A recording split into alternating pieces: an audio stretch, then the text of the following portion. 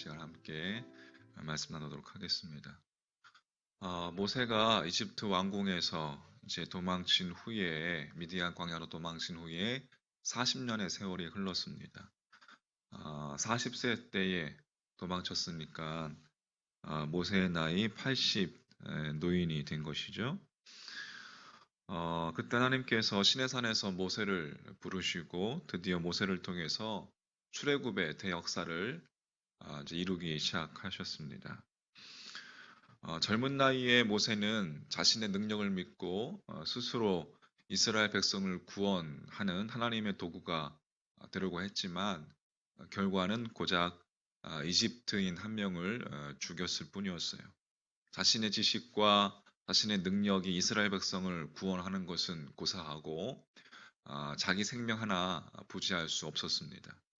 그런데 이제 모세의 나이 80 노인이 되었을 때에 세상적으로 볼 때 더 이상 볼품없는 쓸모없이 보이는 노인이 되었을 때 하나님께서 그를 통해서 역사하시기 시작하셨습니다.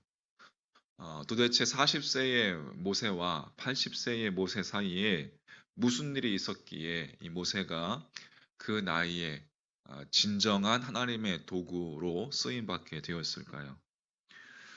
이집트 왕궁에서 도망친 모세는 광야의 나그네가 되었습니다. 모든 것이 보장되어 있던 이집트 왕자가 하루아침에 아무것도 없는 삭막한 광야의 나그네로 전락한 것이에요.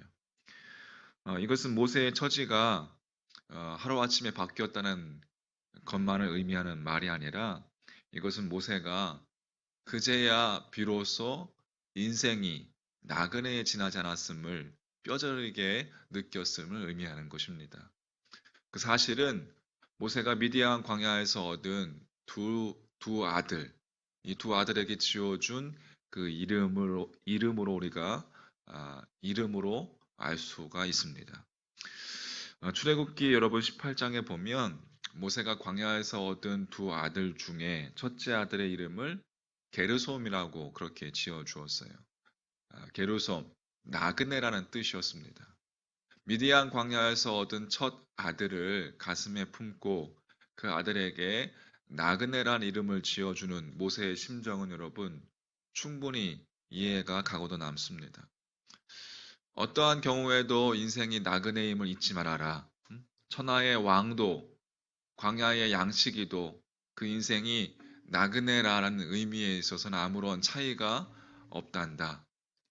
이러한 심정을 가지고 모세가 첫 아들의 이름을 게르솜이라 지어 주었습니다. 그러면 인생이 나그네임을 깨닫는 것이 여러분 왜 그토록 중요합니까? 모세가 둘째 아들에게 주어진 이름이 그 답을 우리에게 이야기해 주고 있습니다. 모세가 지어준 둘째 아들의 이름은 엘리에셀, 즉 하나님이 도우신다라는 의미였습니다. 광야에서 한 손으로 큰 아들 게르솜을 품고 또 한 손으로는 둘째 아들 엘리에셀을 품고 있는 모세의 여러분 모습을 한번 머릿속에 한번 그려보십시오.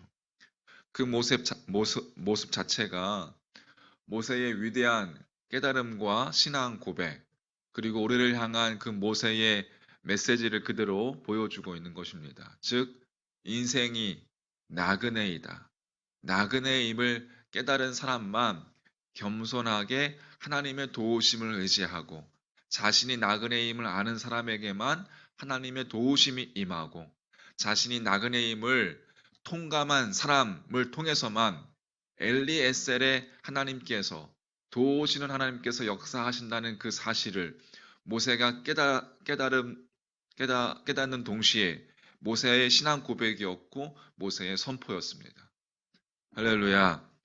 우리가 여기서 하나님께서 왜 당신이 사랑하시는 아브라함의 후손, 다시 말해서 이스라엘 백성으로 하여금 이집트에서 노예살이를 거치게 하셨는지 우리는 그 연유를 알게 됩니다.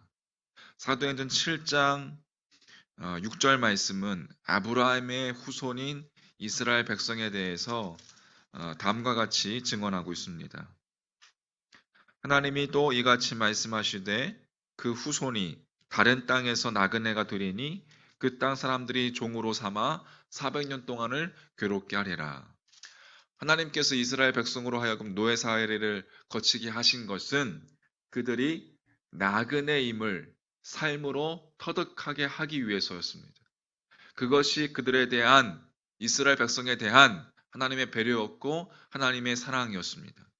인생이 나그네임을 깨닫는 사람만 겸손하게 도우시는 하나님, 엘리에셀의 하나님께 자신의 삶을 온전히 의탁할 수 있기 때문에 그렇습니다. 그렇다면 여러분, 과연 누가 지혜로운 사람입니까? 이 세상은 우리의 목적지가 아니라 우리가 그저 거쳐가야 할 광야일 뿐이고, 이 광야 위의 인생은 이 세상을 떠나서 영원한 하나님의 품에 안기기 전까지는 한낱 나그네에 지나지 않다는 것을 하루라도 여러분 빨리 깨닫고 터득하는 사람이 지혜로운 사람입니다. 그 사람만 엘리에셀의 하나님에 의해서 새 역사의 도구로 쓰임 받을 수 있기 때문입니다. 모세는 80세가 되어서야 비로소 하나님을 알게 된 사람이 아니었습니다. 젖을 떼기까지 생모의 품에서 자란 모세가 하나님의 선민인 자신의 정체성도 또 하나님도 그리고 하나님께서 자신에게 보여야 하신 삶의 의무가 무엇인지도 모두 알고 있었습니다. 자신의 행위가 하나님의 뜻이라는 믿음도 지니고 있었습니다. 그러나 모세는 40이 되기까지 자신의 인생이 자신의 삶이 나그네임을 알지는 못했어요. 그래서 그가 아는 하나님보다 자신의 학식과 자신의 능력을 더 신봉하고 또 그렇게 행동했지만 그것은 다른 사람은 접어두고 이스라엘 백성들은 접어두고 자기 자신마저 지켜주지 못했습니다. 자신의 지식이 그 이집트 왕궁에서 자라면서 받았던 제왕 교육이 자신을 지켜주지 못했습니다. 반면에 모세가 자기 자신이 나그네임을 깨닫고 겸손하게 엘리에셀의 하나님께 자신의 삶을 맡겼을 때에 그가 지닌 것 가운데 쓸모없는 것이라고는 아무것도 없었습니다. 그가 그동안 쌓았던 학식과 그동안 갖추었던 지도력, 그 능력은 이제 모든 것이 그가 신뢰하는 하나님에 의해서, 하나님의 손에 의해서 사람을 살리는, 이스라엘 백성들을 살리는 출애굽의 도구로 승화되었던 것입니다. 그 모든 것은 모세가 스스로 나그네임을 자신의 삶으로 고백하는 것으로부터 시작되었음을 우리는 잊지 말아야 합니다. 자, 말씀을 정리합니다. 우리는 모두 그리스도인이라는 정체성을 알고 있습니다. 우리는 하나님도 알고 하나님의 말씀도 알고 있습니다. 이 세상에서 무엇을 위하여 어떻게 사는 것이 하나님의 뜻인지도 분명히 알고 있습니다. 그럼에도 우리의 문제는 우리 자신이 정처 없는 나그네임을, 이 인생이라는 것이 나그네라는 것을 자각하지 못한다는 것입니다. 그 중요한 사실을 알지 못하기에 우리가 믿는 하나님보다 우리의 지식이나 소유 혹은 능력을 더 신뢰한다는 것입니다. 이 세상에서 영원히 살 것 같은 그 생각이 또 그 자신의 지식이, 자신의 소유가, 자신의 능력을 더 신뢰하게끔 만듭니다. 그 결과 이집트 왕궁에서의 모세처럼 우리가 살아가는 삶이 예전보다 더 물질적으로 번영하고 안락을 얻었지만 그러나 우리의 삶이 하나님에 의해서 새 역사의 도구로 쓰임받지는 못하고 있다는 것입니다. 쓰임받지 못하는 이유는 우리가 나그네라는 사실, 우리가 신봉하는 나의 학식과 나의 소유가 나 자신을 또 나의 후손의 미래를 도리어 망치고 있다는 것입니다. 따라서 이제부터 우리 자신이 이 세상에서 나그네에 지나지 않음을 여러분 삶으로 고백하시기 바랍니다. 그때부터 여러분 우리의 삶 가운데에 출애굽의 역사가 하나님에 의해서 펼쳐지기 시작할 것입니다. 나그네임을 자각한 사람에게 하나님은 도우시는 하나님, 엘리에셀의 하나님이시요. 엘리에셀의 하나님은 곧 나를 바로 세우고 진정으로 내 삶 가운데 당신의 도구로 사용하시는 능력의 하나님이 되시기 때문에 그렇습니다. 할렐루야. 인생이 게르솜, 나그네의 힘을 잊지 마시고 우리를 도우시는 엘리에셀의 하나님을 여러분 경험하시기를 주의 이름으로 축원합니다.